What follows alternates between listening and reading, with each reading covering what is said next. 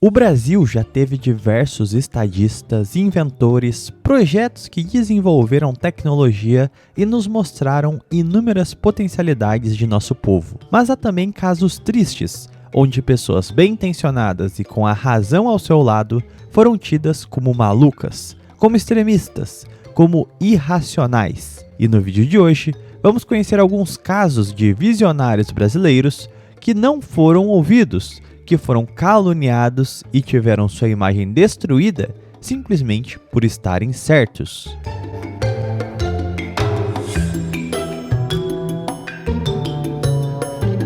Rapidinho, se você não é inscrito aqui no canal, se inscreva, deixa o gostei e temos conteúdo exclusivo no clube de membros do canal. Temos um clube do livro, onde fazemos leituras acompanhadas e temos outras revisões históricas sobre o nacionalismo brasileiro por lá. Então, cogite fazer uma colaboração aí, ou pelo clube de membros, ou tem a chave Pix na descrição, tá bom? Sem mais delongas, vamos pro vídeo.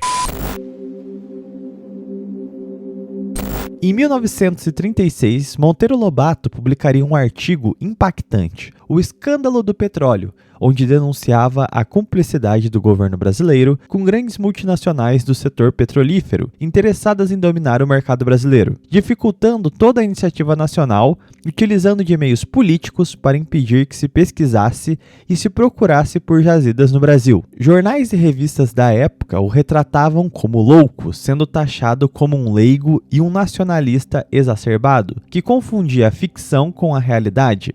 Mas a história iria dar razão a Lobato. Apesar da pecha de desqualificado, Monteiro Lobato a longa data estudava a questão geológica, tendo transmitido seu fascínio pela área ao longo dos anos de 1910 e 1920, com diversos artigos e contos. O mais famoso fora O Poço do Visconde, de 37, onde de maneira didática ensinava os princípios da geologia e a exploração e aplicação do petróleo. Na década de 10, Lobato trabalhou como promotor público no interior de São Paulo, tendo um contato direto com fazendeiros, garimpeiros e exploradores de minérios, investindo pessoalmente em empresas de prospecção de ferro e manganês, como a Companhia de Ferro Brasil, provavelmente datando desta época seu fascínio sobre essas questões. Monteiro chegou a fazer pesquisas por conta própria, buscando evidências de petróleo nas regiões do Vale do Paraíba, Triângulo Mineiro e Itabira.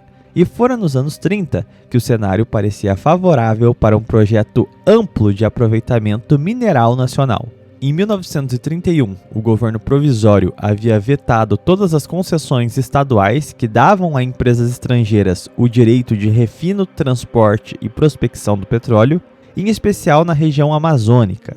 Em 34, o Código de Minas estabeleceu o subsolo como pertencente à União e já no Estado Novo se teria a nacionalização das refinarias e a criação do Conselho Nacional do Petróleo. Para Monteiro Lobato, o petróleo era uma questão chave para a soberania econômica e energética e estaria inserido em um quadro maior, o de aproveitamento soberano de nossas riquezas naturais com o fim de estruturar uma industrialização nacional. Lobato acreditava que o Brasil só seria livre se dominasse suas próprias fontes de energia, daí sua acidez no combate contra a presença estrangeira. O escritor enviava cartas ao presidente da República, tentava por de todas as formas convencer o poder público da urgência da questão. Mas a questão era política. O Conselho Nacional do Petróleo entrava em rota de atrito com círculos políticos ligados à diplomacia americana, levando Monteiro a uma postura mais agressiva, acusando o Estado de inércia e submissão pelas concessões novas feitas à Standard Oil.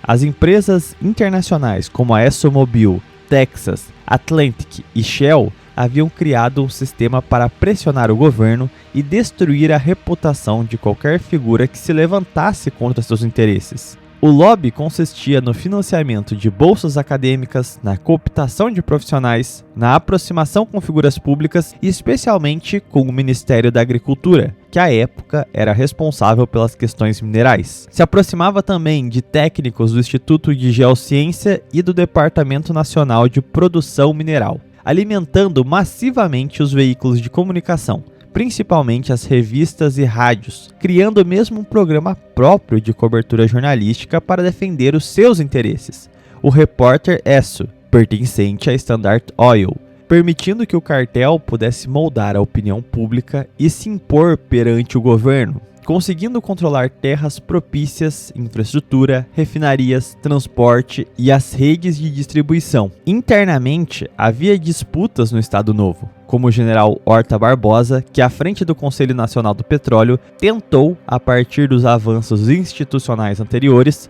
criar um monopólio estatal sobre o petróleo. Mas o lobby das internacionais e a irredutível oposição do ministro Juarez Távora impediram os avanços no setor. Lobato se tornaria cada vez mais agressivo, denunciando a vinculação de homens públicos com a diplomacia americana e as empresas estrangeiras, que por sua vez trabalhavam com a campanha de assassinato de reputação, o considerando um louco desqualificado, com os engenheiros do Departamento Nacional de Produção Mineral emitindo diversas notas sobre a inexistência de petróleo em território nacional. Lobato detinha aliados pela campanha nacional, como já citado o general Horta Barbosa, e o engenheiro Manuel Inácio Bastos, que conseguiria encontrar e provar o primeiro campo de petróleo no Recôncavo Baiano. À mesma medida que a campanha nacionalista se intensificava, mesmo caluniada, se mostrava correta. O lobby das internacionais pesavam junto da diplomacia americana, conquistando concessões e impedindo a exploração. Monteiro Lobato se tornava cada vez mais crítico diante da presença estrangeira, passando a ser vigiado e intimado pelo Departamento de Ordem Política e Social, o DOPS, que o levaria a ser preso em 1941 por propaganda subversiva contra o governo, ficando preso por 6 meses sem julgamento formal. Após o fim da guerra, se aqueceriam os debates em torno da nacionalização do petróleo. Mas infelizmente, Monteiro Lobato faleceu em 1948, sem ver a vitória de sua bandeira com a criação da Petrobras em regime de monopólio. Enéas Carneiro nasceu em 1938 no estado do Acre, vindo de uma família humilde. Foi ao Rio de Janeiro em busca de estudos, ingressando na Escola de Saúde do Exército e, posteriormente, se formando em medicina, se especializando como cardiologista e nunca parando de estudar, com inúmeras outras graduações. Em 1989, fundou o Partido da Reedificação da Ordem Nacional, se lançando como candidato à presidência da República. Com apenas 15 segundos, ficou conhecido nacionalmente. Seu bordão, "Meu nome é Enéas", se tornaria sua marca registrada. Nas eleições de 1994, alcançaria o 3º lugar na corrida presidencial, já sendo constantemente difamado como gênio maluco e fascista pelos jornais da época. Nas eleições de 1998, Enéas viria com um discurso ainda mais incisivo, defendendo a criação de bombas nucleares e a renacionalização do subsolo nacional.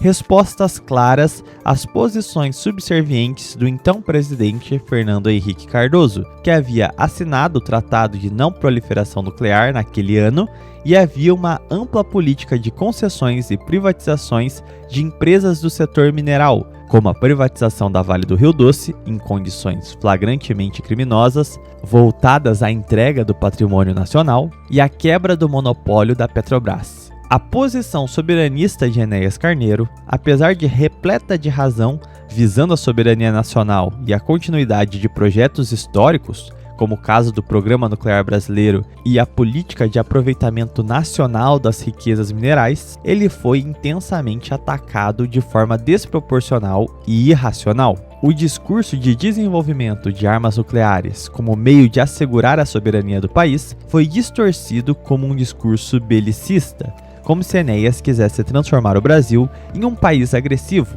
uma campanha de difamação que sequer se propunha ter alguma lógica, contando apenas com o terrorismo psicológico. Quanto à questão da nacionalização do subsolo, a mídia patrocinada pelo lobby estrangeiro ocultou o debate por todas as formas possíveis, utilizando a discussão da bomba atômica para encobrir outros temas relevantes. Infelizmente, o Brasil continua sem seus dispositivos nucleares e sem uma renacionalização de seu subsolo, Com o prejuízo econômico, humano e social causado pelas privatizações criminosas dos anos 90, se evidenciando nos casos de sucateamento da Vale, vistos nos rompimentos de barreiras dos últimos anos, ao mesmo passo que o mundo se torna cada vez mais agressivo e o Brasil continua desarmado em todos os sentidos.